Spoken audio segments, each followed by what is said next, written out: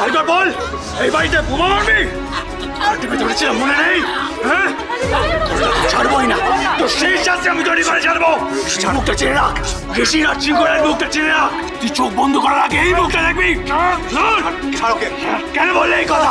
এই বাড়িতে বোম মারবি? কথা বলবি না, ছেড়ে দে আমাকে। বোম মারবি তুই? এই বাড়িতে বোম মারবি? কে আটকাবে মেজদা ভাইকে বলো? হ্যাঁ ঝিলি, মানবিমান ভুলে যাও এখন প্লিজ।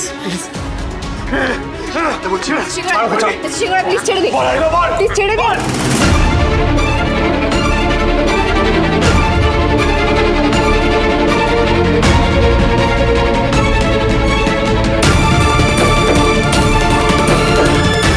আমরা তো ওদের মতো নই, তাহলে ওদের আর আমাদের মধ্যে ডিফারেন্স কি থাকবে? আমরা তো মানুষ মারতে পারি না, ছাড়ুন প্লিজ।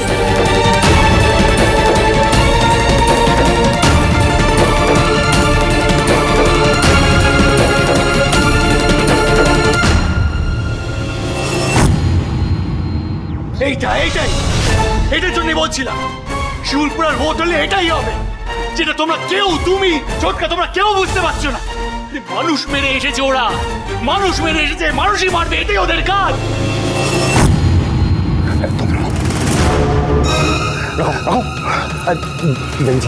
ওদেরকে বের করো, আমি দেখছি। এই ঋষি, তোর সাহস কি করে? হ্যাঁ, আমার শালার হাত দেওয়ার? তুই কিন্তু আগুন নিয়ে খেলছিস। বেবিজি, বাবু যেটা চাইছে সেটা তো দিয়ে দিলে সব মিটে যায়। সেটাই তোরা করছে না, আর সেটা করছে না বলেই তো যত প্রবলেমস। ঠিক আছে, ঠিক আছে, তুমি দেখতে চাও তো? দেখতে চাও এই মুহূর্তে এক্ষুনি কি করে আমার তুড়ির ইশারায় গোটা উঠোন এমটিজ হয়ে যায়?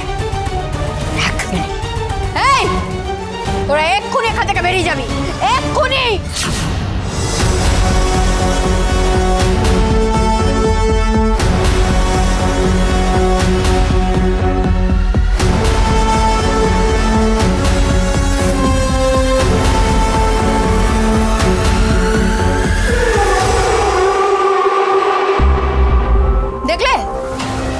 দেখলে কিভাবে সবচেয়ে শান্ত হয়ে গেল?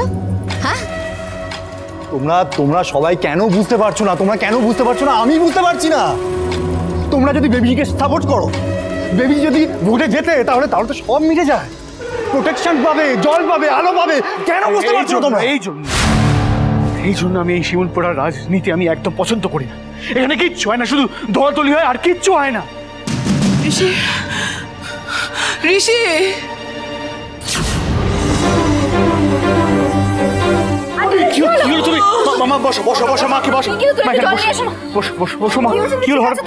মাথা ঘুরে গেল কেন? কি হয়েছে মা? তুমি ঠিক আছে? জল দাও, জল দাও, জলটা খাও, জলটা খাও মা।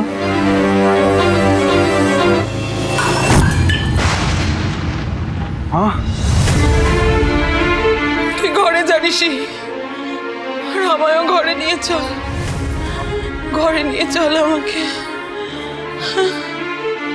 আস্তে আস্তে একটু এখানে বসো না মা। তুই ওর একটাও কথা বলবি না ঋষি, একটাও কথা বলবি না। অনেক শুনেছি তোর ওই বাবা বাবা বাবা, তুই বলে যাস না। ওই মানুষটা আমার স্বামী ছিল, সে চলে যেতে আমারও কষ্ট কম হয়নি। যৌথ পরিবারে ছিলাম বলে তোদের খাওয়া পড়ার কোনো অসুবিধা হয়নি। তাহলে ভাবিস না তোকে আর রঞ্জাকে নিয়ে আমি চিন্তাহীন ভাবে কাটিয়েছি। ভাবিস না আমি খারাপ না, সবাই ভাবে আমি খুব খারাপ। তুই তো ভাবিস আমি খুব খারাপ, খারাপ না আমি। কিন্তু ঋষি, এখনো রোজ ঘুমোতে যাওয়ার সময় মনে হয় ওরা তোর ব্যবসার কোনো ক্ষতি করে দেবে না তো?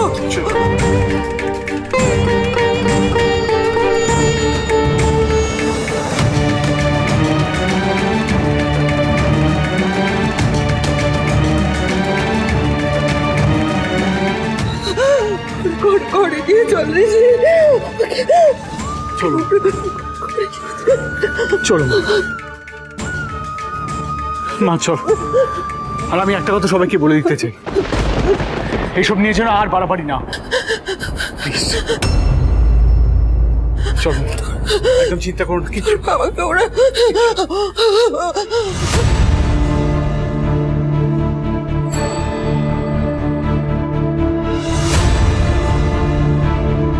কেন কেন জিতু ভাই আবার কেন এসব করতে গেলে? কেন?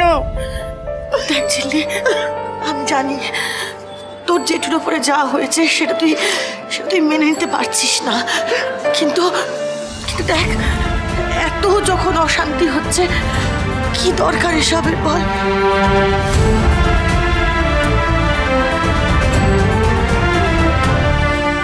চুটকা, আমি কি কোনো ভুল করলাম? সবাইকে কি কষ্ট দিলাম? কোনো ভুল করনি, সবাই ভয় পাচ্ছে আবেগে, আর তুমি সেই আবেগটার জন্যই ভয়কে জয় করতে চাইছো। আমি আমি এটুকু বুঝতে পেরেছি ছিল, এইটুকু বুঝতে পেরেছি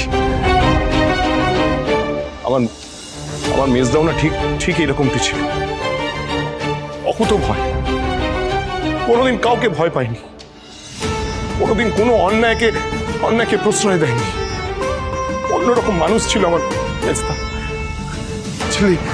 ঝিল্লি তুমিও ভয় পেও না, একদম এদের একদম ভয় পাবে না, একদম। হ্যাঁ, তুমি হয়তো ভাবছো তোমার এই ছোটকার তোমার জন্য ভয় নেই, আবেগ নেই, উদ্বেগ নেই, না সব আছে তোমার জন্য, কিন্তু সব থেকে বেশি কি আছে জানো তোমার জন্য? সেটা হচ্ছে তোমার প্রতি আমার বিশ্বাস, আর সেই বিশ্বাস থেকেই আমি জানি যে তুমি পারবেই। আর এই ভাইয়াজির পার্টির এত বাড়বাড়ন্ত কেন তুমি জানো? কারণ ওদের মোকাবেলা করার, ওদের বিরোধিতা করার মতো কেউ এখনো তৈরি হয়নি সামনে। শিমুলপুরা পার্টি একদিন তৈরি হয়েছিল, ঋষির বাবা মানে আমার মেজদা সেটা নিজে হাতে তৈরি করেছিল ঝিল্লি। আজ সেটা ডরম্যান্ট হয়ে গেছে, মানুষ জানেই না শিমুলপুরা পার্টির নাম, সব অবলুপ্ত হয়ে গেছে। কিরকম ঝিল্লি এই পার্টিটাকে যদি তুলে না ধরা হয় তাহলে কিন্তু ওদের মোকাবেলা করা যায় না, ওরা যা খুশি তাই করে বেড়াবে। ছোটকা, তুমি কোন পার্টির কথা বলছো? তোমাদের সেই গুপ্ত পার্টি, লুপ্তপ্রায় পার্টি, যেখানে শুধুমাত্র ওই শ্রুতি নাটক হতো।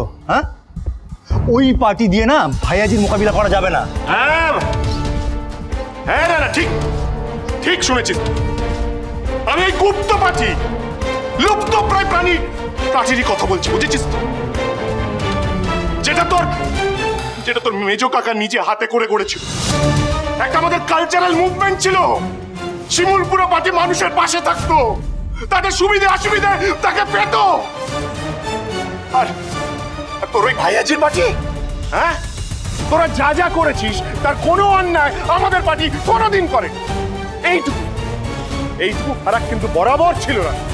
কোনো ফটকা, আজকালকার দিনে না পার্টি করতে গেলে একটু তেজ প্রয়োজন, তেজ, যে তেজটা বেবিজি ভাইয়াজি এরা দেখায়। সেই তেজটা যদি তুমি না দেখাতে পারো তাহলে তোমাকে কেউ মানবে না, কেউ না। দেখছো না ভাইয়াজি পরের পর ভোট কিরকম ভাবে জিতে যাচ্ছে? হ্যাঁ, ওই শ্রুতি নাটক, পথ নাটক দিয়ে না কিচ্ছু হবে না।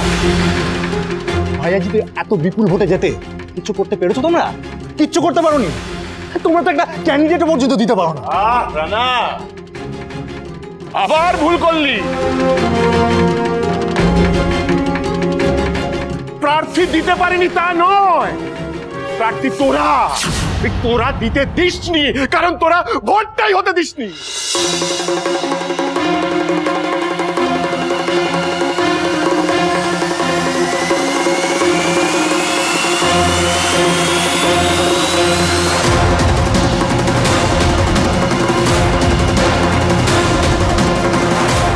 এভাবে হেরে যাবে ঝিল্লি চৌধুরী? একজন মানুষকে বিনা অপরাধে মেরে ফেলা হয়েছিল, সে এই বাড়িরই মেজো ছেলে মিস্টার সিংহরার বাবা, তার মৃত্যুর যোগ্য জবাব দেব না?